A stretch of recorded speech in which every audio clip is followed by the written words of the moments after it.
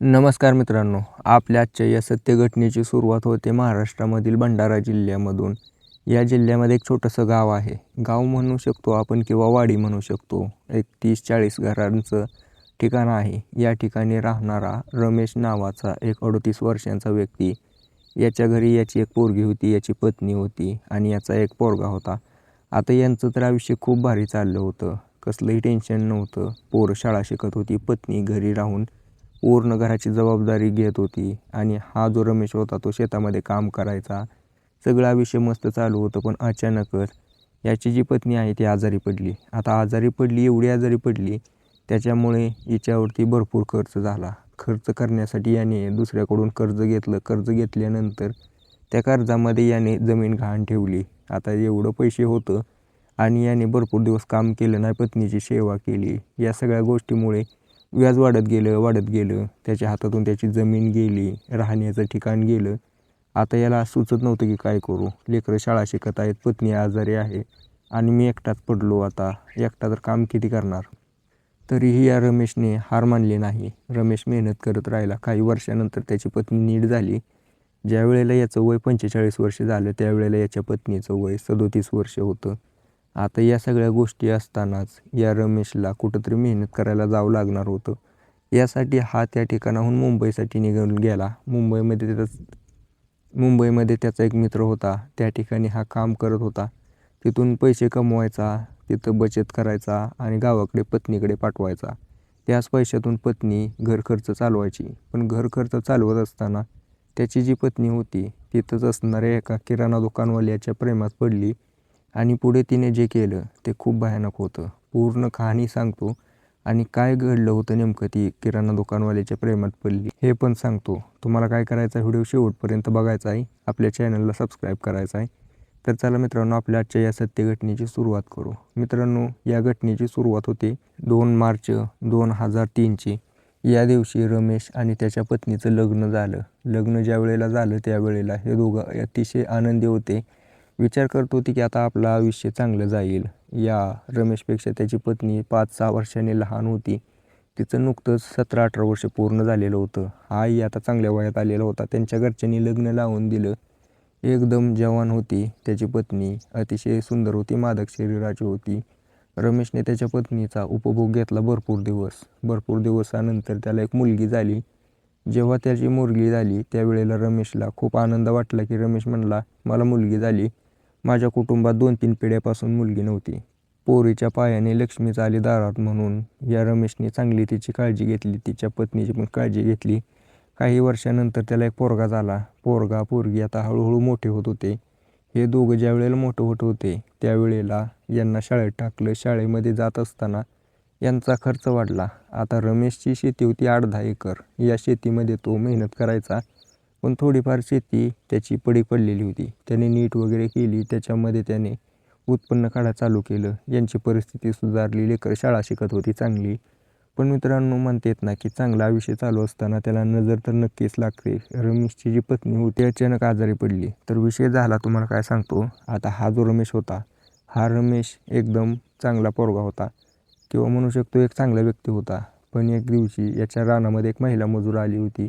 ती महिला मजूर दिसायला अतिशय सुंदर होती. त्यावेळेला नेमकंच याची जी पत्नी होती ती गर्भवती होती. तिचं पोरगं होणार होतं. त्या टायमाची गोष्ट आहे.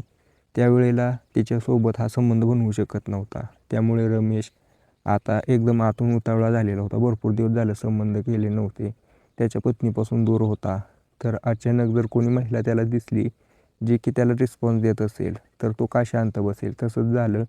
ती महिला या रमेशच्या रानामध्ये आली की तिने ओळखला याचा रंगरूप आणि याच्यावरती लाईन मारायला चालू. आता त्या महिलेकडून मिळणारा रिस्पॉन्स आणि याच्या मनामध्ये भडकणारी आग, या सगळ्या गोष्टी एकत्र आल्या आणि रमेश आणि त्या महिलेमध्ये संबंध बनले. आता भरपूर दिवस संबंध बनवत होते. जेव्हा त्या रमेशची पत्नी बाळातीन होऊन घरी आली पोराला घेऊन, तेव्हा तो रमेश आता तिच्यासोबत संबंध करायला लागला. पण ती जी महिला होती ती महिला काय झाली की याच्यापासून दुरावली. आता एवढे दिवस रमेश तिला पैसे द्यायचा, रानात काम द्यायचा. पण जशी त्याची पत्नी आली तसं त्यानं तिला दूर केलं. आता त्या महिलेने एक डोकं चालवलं. त्या महिलेने दवाखान्यातली एक सिरीन आणली जी की कॅन्सर पेशंटला दिलेली होती आणि ती त्या रमेशच्या पत्नीला दिली. म्हणजे त्या महिलेने कॅन्सरचं इंजेक्शन दिलं असं म्हणू शकतो. त्यामुळे हळूहळू या रमेशच्या पत्नीला कॅन्सर होऊ लागला. आता जसं जसं तिला कॅन्सर वाढत गेला तसं तसं या रमेशचा खर्च वाढत गेला. त्याने शेतीवरती लोन घेतलं, कारण या रमेशचं तिच्या पत्नीवरती खूप जीव होता. लोन घेतलं, पैसे काढलं, पण काही उपयोग झाला नाही. सगळं जमीन गेली, सगळं खर्च गेला आणि काही दिवसानंतर त्याची पत्नी नीट तर झाली, पण पुढे चालून त्याची पत्नी या रमेशसोबत असं काय कांड करणार होती की त्याला माहीत नव्हतं. जर त्याला माहिती असतं तर त्याने तिला नीटच केलं नसतं. तर मित्रांनो, रमेशची पत्नी सविता अतिशय सुंदर होती दिसायला. तिचं वय साधारणतः 40च्या आसपास आलं होतं, पण म्हणजे दिसायला एवढी सुंदर होती की गावातला कोणीही व्यक्ती तिच्याकडे बघितल्याशिवाय पुढे जात नव्हता. आता याच गोष्टीमुळे तिला गर्व झाला होता. दुसरीकडे रमेशचं वय झालं होतं. रमेश आता दिसायला थोडं केस पांढरी झालेली होती, चेहरा सुरकुतलेला होता आणि आता त्याच्याकडे पैसा पण राहिला नव्हता.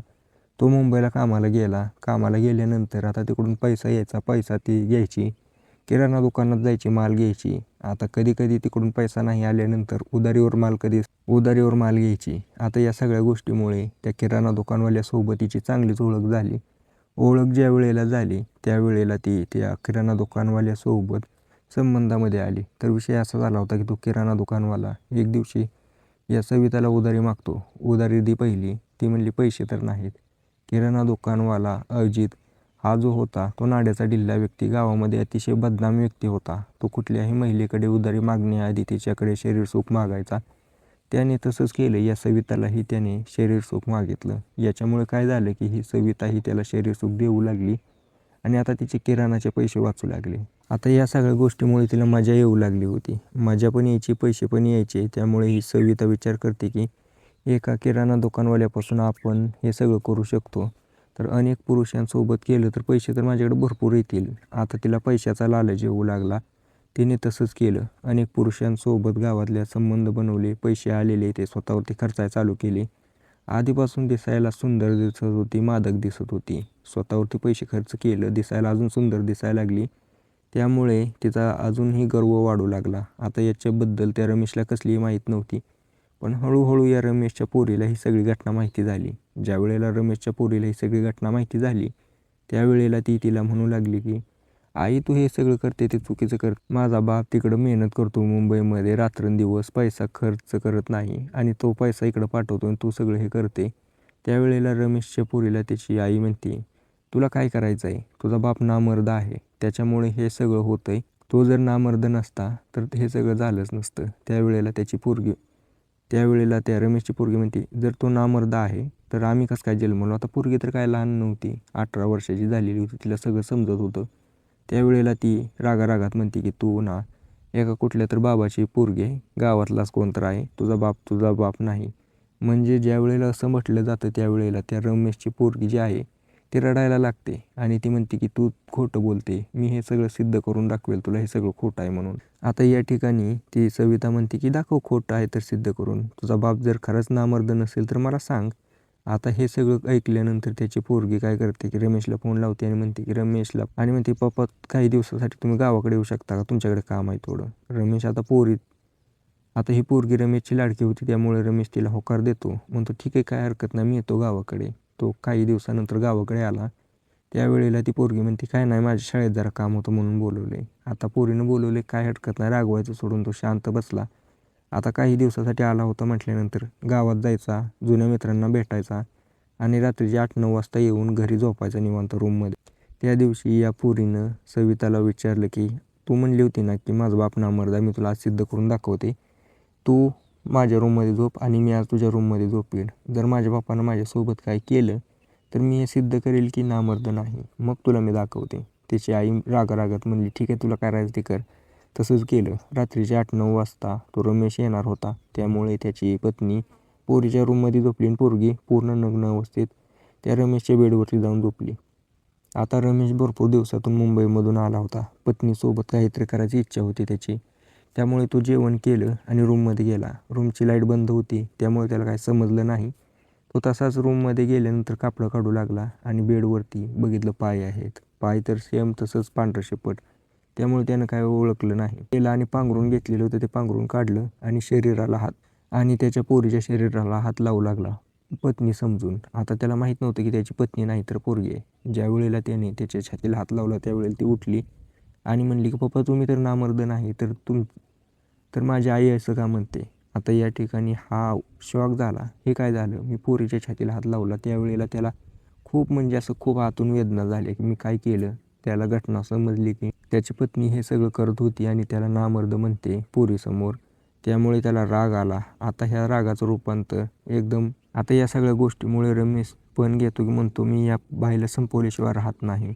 काही दिवस गेल्यानंतर तो रमेश हा रमेश त्याच्या पत्नीवरती लक्ष ठेवू लागला. ती अनेक पुरुषांना बोलवून घ्यायची. बोलवत असताना रमेश त्याच्या रूममधनं उठला आणि रमेश त्याच्या रूममधनं बाहेर निघाला आणि त्याची पत्नी ज्या ठिकाणी आहे त्या ठिकाणी गेला.